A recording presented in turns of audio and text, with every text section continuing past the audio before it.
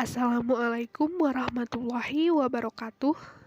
Baiklah, kami dari kelompok 2 ingin menjelaskan tentang materi kami yang berjudul Pertumbuhan dan Perkembangan Peserta Didik. Saya, Farida Julinda, akan mengawali penjelasan dengan memaparkan apa sih yang dimaksud dengan pertumbuhan dan apa juga sih yang dimaksud dengan perkembangan. Nah, pertumbuhan adalah perubahan secara fisiologis sebagai hasil dari proses pematangan fungsi-fungsi fisik yang berlangsung secara normal pada anak yang sehat dan pada waktu yang normal. Maknanya, pertumbuhan adalah perubahan yang merujuk pada fisik, dapat diukur secara kuantitatif. Dapat diukur secara kuantitatif ini maksudnya kita dapat mengukurnya dengan berat, panjang, dan besarnya. Suatu pertumbuhan dapat saja membawa suatu perkembangan atau malah tidak membawa perkembangan. Maknanya, suatu pertumbuhan itu bisa didampingi dengan perkembangan. Contohnya, bertumbuhnya seorang anak dari umur 1 tahun sampai umur 2 tahun, semakin berat timbangan badannya. Nah, dia berarti sudah mengalami pertumbuhan, tapi bisa saja dia membawa perkembangan. Misalnya, dia sudah bisa mulai duduk seperti itu, atau sudah bisa mulai berjalan. Sedangkan tidak membawa perkembangan, maksudnya pertumbuhan fisik berlangsung, namun kemampuan tidak.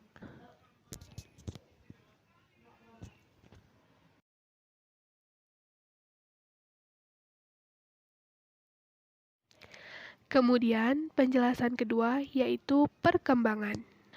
Nah, perkembangan adalah serangkaian perubahan progresif yang terjadi sebagai akibat dari proses kematangan dan pengalaman.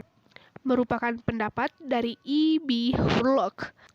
Bekerja dalam suatu proses perubahan yang berkenaan dengan aspek-aspek fisik dan psikis atau perubahan tingkah laku dan kemampuan sepanjang proses perkembangan individu, mulai dari masa konsepsi sampai mati.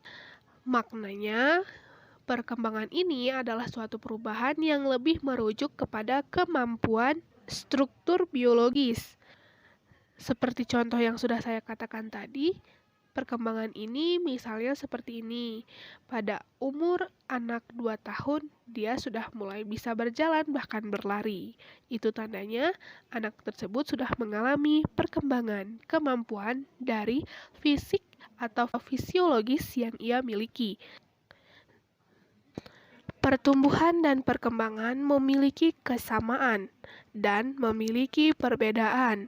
Persamaannya adalah sama-sama sebuah perubahan, dan perbedaannya adalah jika pertumbuhan merujuk kepada perubahan fisik, sedangkan perkembangan merujuk kepada perubahan kemampuan fisik tersebut. Namun, keduanya tidak bisa lekang atau tidak bisa dipisahkan. Pertumbuhan dan perkembangan saling melengkapi satu sama lain atau berkesinambungan. Maksud berkesinambungan seperti ini. Perkembangan otak seorang anak atau kecerdasan seorang anak itu tidak hanya bergantung dengan bertambahnya umur atau ukuran otak saja, tetapi juga bertambahnya kemampuan. Kemampuan atau kecerdasan anak itu adalah suatu perkembangan, dan pertumbuhan sel atau membesarnya volume otak itu adalah pertumbuhan. Jadi, sudah jelas jika keduanya sering berkesinambungan. Untuk perkembangan sendiri sifatnya lebih kompleks, yaitu meliputi aspek fisik maupun aspek psikis. Misalnya dikategorikan menjadi perubahan dalam ukuran. Maknanya, bertambahnya ukuran atau berat suatu fisik atau suatu alat organ atau suatu sel gitu selalu didampingi dengan perkembangan.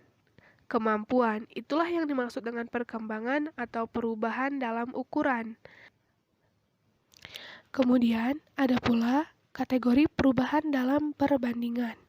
Maknanya, perubahan secara organ yang semakin proporsional Dengan perkembangan kemampuan dari organ tersebut tentu dapat dibandingkan sesuai atau tidak, seperti itu. Kemudian, kategori yang ketiga yaitu perkembangan perubahan untuk mengganti hal-hal yang lama. Maknanya, seseorang selalu berkembang seiring berjalannya waktu dan seiring berkembangnya lingkungan. Tentu, lama-kelamaan orang tersebut akan mengganti hal-hal lama dengan hal yang baru. Hal yang baru tersebut tentu merujuk kepada yang sedang populer kala itu. Contohnya, fashion style pada masa tahun 70-an tentu berbeda dengan sekarang. Dan kategori yang terakhir adalah perubahan atau perkembangan untuk memperoleh hal-hal yang baru, yaitu berkembangnya seseorang menjadi seseorang yang baru. Maksudnya, seseorang tersebut mengganti kebiasaan lamanya dengan hal-hal yang baru. Contoh sederhananya, mungkin pada umur 14 tahun, orang tersebut lebih suka dengan permainan-permainan yang dianggap seru. Namun, seiring bertambahnya usia dan seiring mendewasakan pikiran, orang tersebut lebih suka dengan hal-hal yang dianggap lebih penting dan bermanfaat.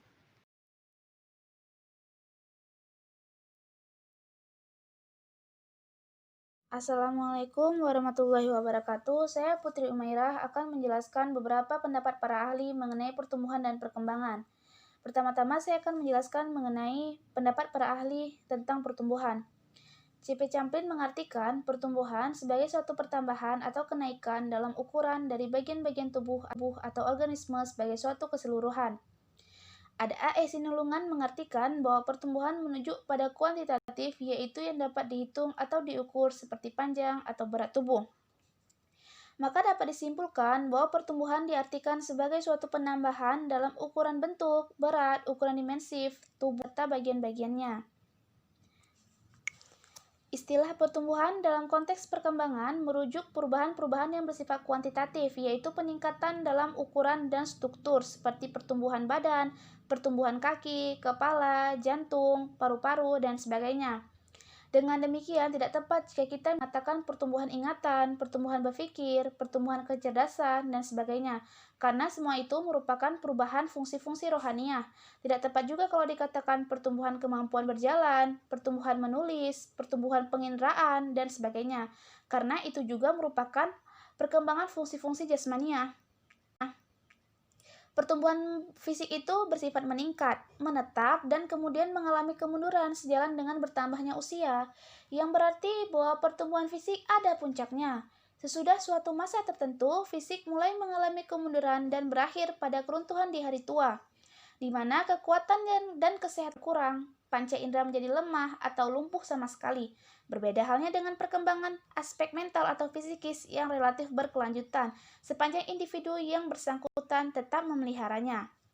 Nah, yang kedua, saya akan menjelaskan mengenai pendapat para ahli tentang perkembangan, yaitu ada Reni Akbar Hawadi yang mengartikan bahwa perkembangan secara luas menuju pada keseluruhan proses perubahan dari potensi yang dimiliki individu dan tampilan dalam kualitas kemampuan, sifat, dan ciri-ciri yang baru. F.J. Moss menyatakan perkembangan adalah suatu proses ke arah yang lebih sempurna dan tidak begitu saja dapat diulang kembali. Perkembangan menuju pada perubahan yang bersifat tetap dan tidak dapat diputar kembali. Jadi, perkembangan itu adalah perubahan-perubahan dalam bentuk bagian tubuh dan integrasi berbagai bagiannya ke dalam suatu kesatuan fungsional bila pertumbuhan itu berlangsung. Perkembangan tidaklah terbatas pada pengertian pertumbuhan yang semakin besar, melainkan di dalamnya juga terkandung serangkaian perubahan yang berlangsung secara terus-menerus dan bersifat tetap, dari fungsi-fungsi jasmaniah dan rohaniah yang memiliki individu menuju ke tahap kematangan, melalui pertumbuhan, pemasakan, dan belajar. Perkembangan menghasilkan bentuk-bentuk dan ciri-ciri kemampuan baru dari tahap aktivitas yang sederhana ke tahap yang lebih tinggi. Perkembangan itu bergerak secara berangsur-angsur, tetapi pasti melalui suatu bentuk tahap ke bentuk tahap berikutnya, yang kian hari kian bertambah maju, mulai dari masa pembuahan dan berakhir dengan kematian. Dapat dikatakan istilah pertumbuhan dan perkembangan itu memiliki makna yang berbeda. Istilah pertumbuhan itu lebih cenderung menunjuk pada kemajuan fisik atau pertumbuhan tubuh yang melaju sampai pada suatu titik optimum dan kemudian menurun menuju pada keruntuhannya. Sedangkan istilah perkembangan lebih menunjuk pada kemajuan mental atau perkembangan rohani yang terus melaju terus sampai akhir hayat. Dan rohani tidak terhambat walaupun keadaan jasmani sudah sampai pada puncak pertumbuhannya. Jadi, inti dari pertumbuhan dapat diukur, sedangkan perkembangan hanya dapat dilihat gejala-gejalanya. Sekian penjelasan dari saya. Assalamualaikum warahmatullahi wabarakatuh. Assalamualaikum warahmatullahi wabarakatuh. Nama saya Nafais. Saya akan melanjutkan penjelasan mengenai ciri-ciri pertumbuhan dan perkembangan. Menurut Veptika, pertumbuhan memiliki ciri-ciri sebagai berikut. Yang pertama, dalam pertumbuhan akan terjadi perubahan ukuran dalam hal bertambahnya ukuran fisik, seperti berat badan, tinggi badan, lingkar kepala, lingkar lengan, lingkar dada, dan lain sebagainya. Yang kedua, dalam pertumbuhan dapat terjadi perubahan proporsi yang dapat terlihat pada proporsi fisik atau organ manusia yang muncul mulai dari masa konsepsi hingga dewasa. Yang ketiga, pada pertumbuhan dan perkembangan terjadi hilangnya ciri-ciri lama yang ada selama masa pertumbuhan, seperti hilangnya kelenjar timus atau kelenjar gigi susu. Yang keempat, dalam pertumbuhan terdapat ciri baru yang secara perlahan mengikuti proses kematangan, seperti adanya rambut pada daerah aksila, pubis, atau dada. Sekian, terima kasih.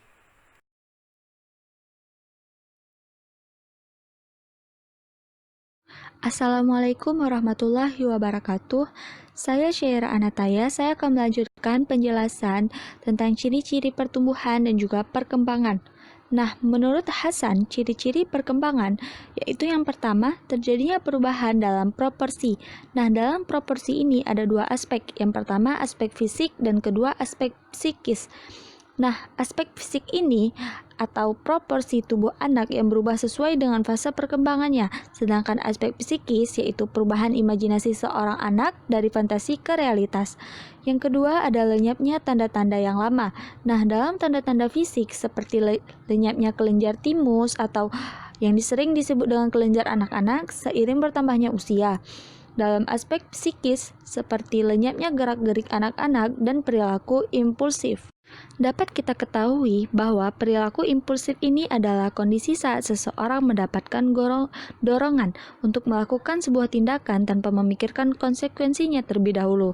Nah, seorang anak seperti ini biasa dianggap dia seorang yang labil oleh orang-orang di sekitarnya. Yang ketiga yaitu diperolehnya tanda-tanda yang baru. Nah, dalam tanda-tanda fisik, seperti pergantian gigi dan karakter seks pada usia remaja anak tersebut. Dalam tanda-tanda psikisnya, yaitu seperti berkembangnya rasa ingin tahu seorang anak tersebut tentang pengetahuan, moral, interaksi dengan lawan jenis anak tersebut, baik itu perempuan maupun laki-laki. Nah, yang keempat yaitu memiliki tahapan yang berurutan, mulai dari kemampuan melakukan hal yang sederhana hingga menuju ke kemampuan yang melakukan hal yang sempurna. Yang terakhir ada perkembangan setiap individu. Nah, setiap individu ini mereka memiliki kecepatan pencapaian perkembangan yang berbeda-beda. Nah, jadi tidak semua pencapaian perkembangan itu semua anak itu sama ya. Berarti setiap pencapaian perkembangan anak itu berbeda-beda. Sekian, terima kasih. Assalamualaikum warahmatullahi wabarakatuh.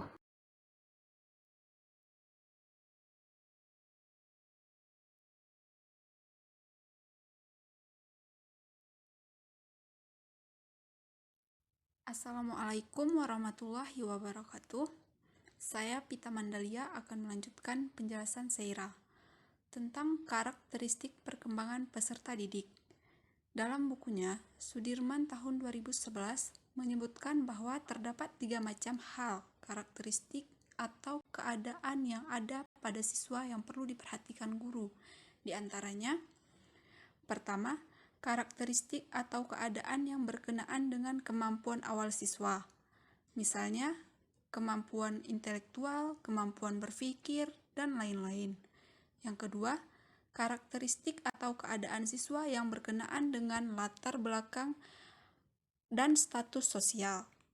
Yang ketiga, karakteristik atau keadaan siswa yang berkenaan dengan perbedaan-perbedaan kepribadian seperti sikap, perasaan, minat, dan lain-lain. Terima kasih.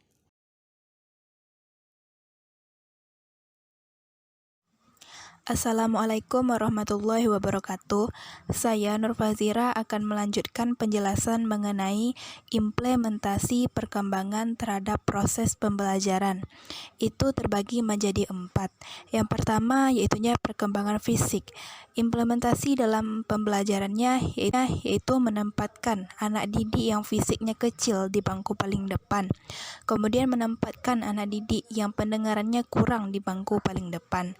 Kemudian menempatkan anak didik yang penglihatannya kurang di bangku paling depan dan memberikan pertanyaan mendadak kepada siswa yang mengantuk serta memberi perlakuan yang sama kepada semua anak didik, tidak terkecuali anak didik yang fisiknya kurang. Kemudian memberikan informasi kepada anak didik tentang gangguan fisik yang sering terjadi pada masa usia pubertas mereka sehingga mereka dapat memahaminya secara benar dan siap secara mental menghadapinya. Yang kedua, perkembangan kognitif. Implementasinya terhadap pembelajaran yaitu bahasa dan cara pandang anak berbeda dengan orang dewasa. Untuk itu, dalam mengajar, guru alangkah baiknya menggunakan bahasa yang sesuai dengan cara berpikir anak. Peserta didik akan belajar lebih baik apabila dapat menyesuaikan lingkungan dengan baik. Pendidik harus membantu agar peserta didik dapat berinteraksi dengan lingkungan secara optimal. Materi yang harus dipelajari peserta didik sebaiknya yang menurut mereka baru tetapi tidak begitu sulit untuk menerimanya, serta memberikan peluang agar peserta didik dapat belajar sesuai dengan tahap perkembangannya. Yang ketiga, perkembangan sosial emosional.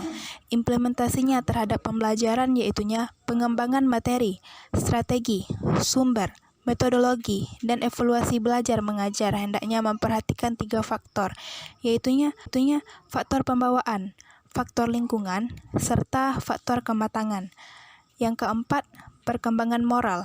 Implementasinya terhadap pembelajaran yaitunya pengembangan materi, strategi, sumber, metodologi, dan evaluasi belajar mengajar hendaknya memperhatikan 3 faktor, yaitunya faktor pembawaan, faktor lingkungan, dan faktor kematangan.